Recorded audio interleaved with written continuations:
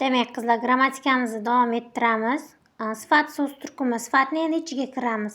Demak, sifat so'z turkumida biz dastlab kirish, sifatlarning keyin ma'no guruhlari, sifatlarning yasalishi, sifatlarning tuzilishi, sifat darajalari, asliy sifat va nisbiy sifat, otlashish, grammatik hodisasi haqida gaplashamiz. Demak, birinchi slaydda mana bu umumiy xarita desak bo'ladi. O'sha xarita bilan tanishib oldik. Endi qaranglar. Sifat bu otga bog'lanib, avvalgi darsda ham aytib o'tgandim, otning belgisini bildiradi. Otga bog'lanib, uning belgisini bildiradigan va qanday, qanaqa, qaysi so'roqlarga javob bo'ladigan so'zlarga sifat deyiladi. Qarang, chiroyli ko'ylak, baland bino, devoriy gazeta, qiziq gap, kuzgi ekin degan mana shu so'zlarimizda ot va sifat alohida ajratib ko'rsatilgan. Qarang, chiroyli ko'ylak. Savol berasiz. Qanday ko'ylak? Qarang, otga bog'lanyapti, to'g'rimi? Demak, bu yerda sifat, yuqoridagi qoidani yaxshilab eslab qoling. Sifat otga bog'lanib, uning belgisini bildiradi. Asosan otdan oldin keladi. Mana shu narsa esingizdan chiqmasin. Endi sifatlarning ma'no guruhlari. Qarang, sifatlar qanday belgini ifodalashiga ko'ra xususiyatlarga bo'linadi ular. Misol uchun, odobli qiz. Qanday qiz? Qarang, uni odobli ekanligi bu xususiyat sifati deb aytiladi. Xushfe'l qiz, ya'ni uning xarakteri, xususiyati. Xo'p, rang tus bo'lsa, biz bilgan o'sha ko'zimiz bilan ko'ra oladigan, tafakkurimiz orqali ajrata oladigan ranglar. Qizil, sariq, ko'k, yashil ketaveradi. Mazatam. Bu o'sha biz iste'mol qiladigan narsalarni tilimiz orqali ta'm bilish sezgimizda his qiladigan ta'mlar, demak, shirin, achchiq, nordon, sho'r deymiz, to'g'rimi? Ana o'shalar taxir ta'm keladi deyshadi-ku. Ana o'sha sifat so'z turkumi hisoblanadi. Hajm o'lchov: uzun, og'ir, kalta, kichik va hokazolar.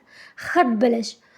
Qarang, hid bilgan paytda muattar bo'ladi, badbo'y bo'ladi, xushbo'y bo'ladi, qo'lansa bo'ladi. To'g'rimi? Demak, bular bizni hid bilish organimiz, asosan sezgi organlariga bog'lanyapti, to'g'rimi bu yerda? Endi makon, zamon. Qarang, makon, zamon deganda aynan o'sha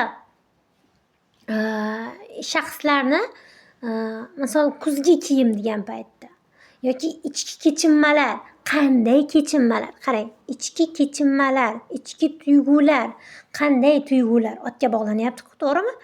Demak, bu makon, zamon sifatlari deb aytib o'tiladi. Albatta, savol tushgan paytda sizdan mana shu sifatlarning ma'no guruhlarini qaysi biri ishtirok etgan deganda, mana shu 6 tasidan biri ishtirok etgan bo'ladi. Endi sifatlarning yasalishi bor. Sifatlar asosan 2 xil usul bilan yasaladi. Qaranglar, o'zi so'zlar asosan 2 xil usul bilan yasaladi.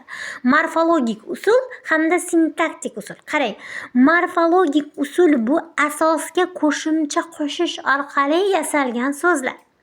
Sintaktik usul esa ikkita so'zning, ya'ni ikkita asosning birlashishidan hosil bo'ladi. Qaranglar. Morfologik usul. Aqlli, qarang, aql plus li, aqlli bo'ldi. Gul, simon. Qarang, gul degan asos, simon qo'shimcha. Simon degan alohida so'z yo'q. Quvnoq, qarang, quvna, quvnoq. Q orqali bu yerda ham fonetik o'zgarish sodir bo'ldi, fonetik hodisa sodir bo'ldi va bu yerda nima bo'ldi? Yangi so'z yasaldi q qo'shilishi orqali. Bu morfologik usul. So'zni yasalishi deganda ko'z oldingizga 2 usul keladi. Bu so'z yasalishining uslubi. Biri qo'shimcha qo'shish orqali, ikkinchisi 2 asosni birlashtirish orqali. Sintaktik usul esa qarang, she'r, yurak, alohida asos, to'g'rimi? Lekin biz uni birlashtirib yangi ma'no hosil qildik. Xom semiz, qarang, xom tarvuz, semiz odam. Lekin xom semiz desak, biz ikkovini birlashtirdik. Tushunyapsizmi? Yangi so'z yasaldi. Beshik tebratar, gul toji xo'roz. 3 asosni birlashtirib yangi so'z hosil qilish, demak, sintaktik usul hisoblanadi yasalishida. Endi mana bu yerda sxemada yuqoridagi so'zlarda sxema orqali ko'rsatilgan. Buni diqqat bilan bir o'zingiz ko'rib chiqasiz. Aqlli, sersu, guldor, bama'ni deganda, kasalmand deganda asos qo'shimchaga ajratib ko'rsatib berilgan. Keyin no qo'shimchalari bor, to'g'rimi? Mana shu no, siz, be qo'shimchalariga diqqatli bo'ladi. Chunki milliy sertifikatda aynan 5-savolida qo'shimcha qo'llash bilan bog'liq uslubiy xatolarni toping degan paytda qarang, noqulay bo'ladi-ku, to'g'rimi? Aqlsiz bo'ladi-ku. Benuqson, mana qarang, birida oldida, faqat oldida yoki orqasida qo'shilyapti. Lekin sershirali, qarang, sershirali, ser ham bor, oxirida li ham bor. Mana shu uslubiy xatolik bo'ladi. Doim eslab qolinglar.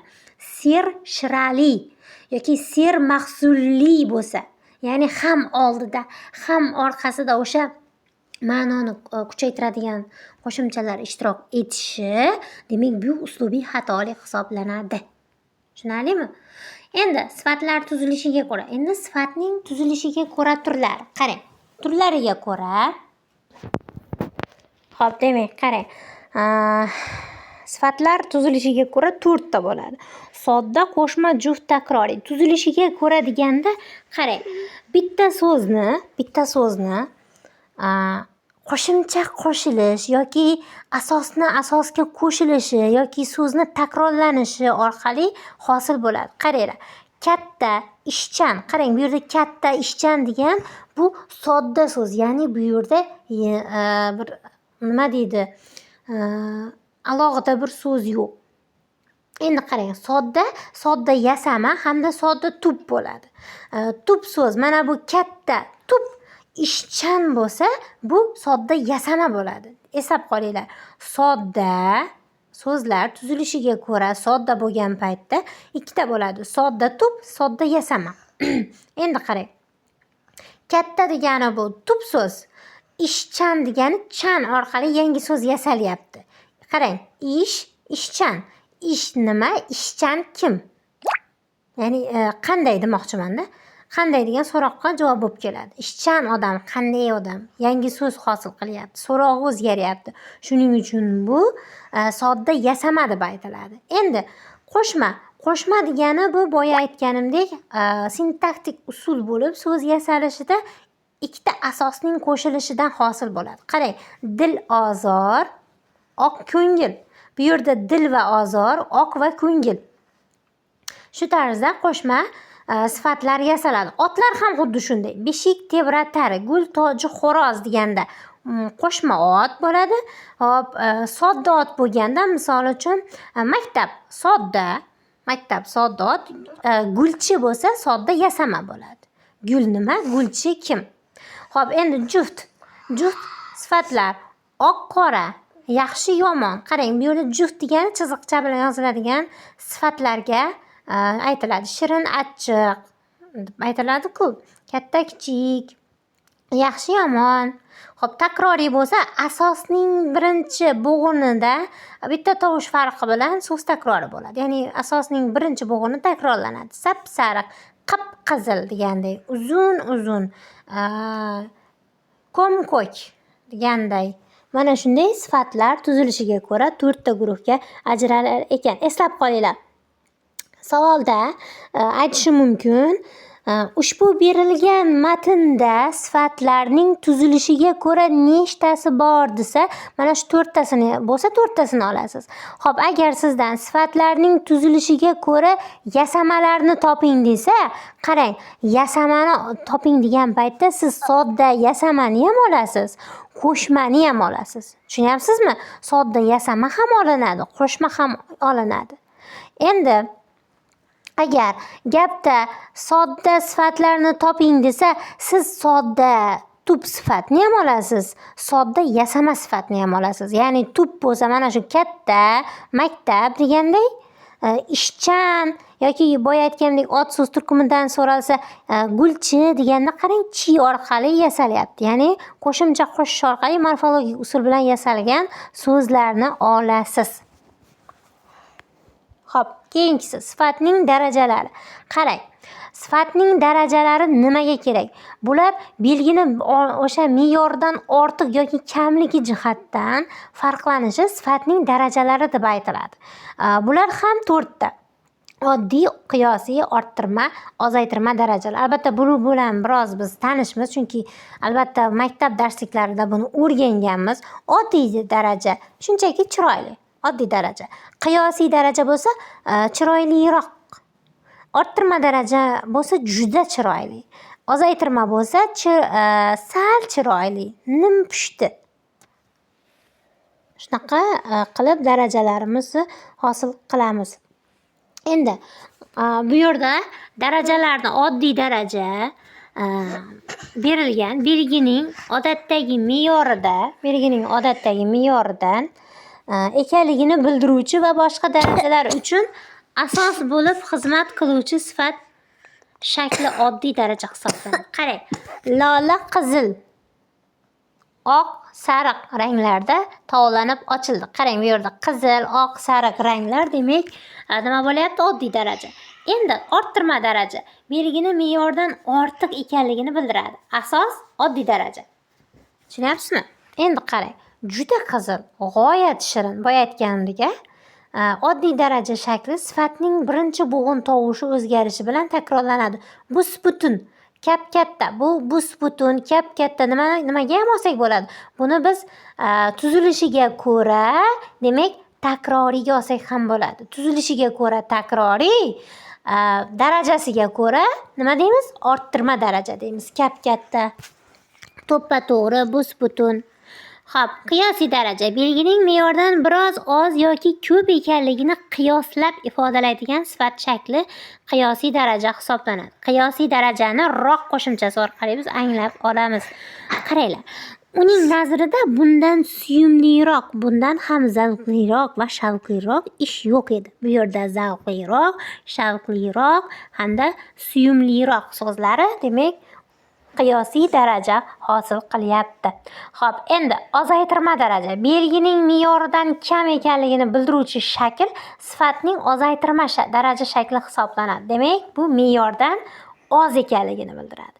Sal, biroz, picha, xila, nim so'zlarini qo'sh orqali hosil qilinadi. Qarang, sal katta, xila shirin, nim qorong'u yoki rang tus bildiruvchi sifatlar ish va imtir qo'shimchalari yordamida ham yasaladi. Ko'kish, oqish, qoramtir, nimpushti deb nima qilsang bo'ladi. Xo'p, endi asli sifatlar hamda nisbiy sifatlar. Qaranglar, belgini to'g'ridan to'g'ri aynan ifodalasa, bu asli sifat deb aytiladi. Asli sifat, misol, mazali go'sht, go'zal qiz. Qarang, roq qo'shimchasini qabul qiladigan barcha so'zlar asli sifat deb aytiladi. Roq qo'shimchasini qabul qilmaydigan, belgini tushunchaga nisbatlab ifodalaydigan, o'sha belgini darajalab ko'rsata olmasa, bunda nisbiy sifat deb aytiladi. Bu roq qo'shimchasini olmaydi. Misol uchun qarang, ro'molli ayol, ro'molliroq ayol deya olmaysizmi, to'g'rimi? Qanday ayol? Ro'molli ayol. Demak, nisbiy sifat deb aytiladi. Chillaki. Qarang, chillakiroq deya olmaysiz. Yoki bo'lmasa serg'alva, qishki, yozgi, qishkiroq, yozgiroq deb biz so'zlashuv uslubida aytishimiz mumkin, lekin bu til me'yorlariga mos kelmaydi. O'sha badiiy jihatdan oladigan bo'lsak, grammatik qoidaga mos kelmaydi. Shuning uchun biz qishki, serg'alva, tongi degan paytda nisbiy sifat deb olamiz, chunki ular roq qo'shimchasini qabul qilmaydi. Va nihoyat otlashish grammatik hodisasi. Qaranglar, sifat, son, ravish, ravishdosh, taqlid, undov, madol so'zlari ot bilan bog'lanadi va ot bajargan vazifani ular ham bajarib keladi. Buning uchun ularga yordamga otning egalik, kelishik va ko'plik qo'shimchalari yordamga keladi. Qarang, yaxshi odamlar ko'paysin, yaxshilar ko'paysin. Sifat otlashdi. Yaxshilar ko'paysin. Ko'ryapsizmi? Sonda o'nlarning biriman, shu minglarning biriman, shu minglab odamlarning biriman deyish o'rniga. Xo'p, sifatda ham, ravishdoshda ham, taqlidda ham, undov, mador so'zlarda ham otlashish hodisasi bor. Demak, mana shu tariqa bizning sifat turkumimizda otlashish hodisasi orqali sifat turkumimizni yakunladik. Keyingi darslarni sizlarga iloji boricha yetkazib berishga harakat qilaman.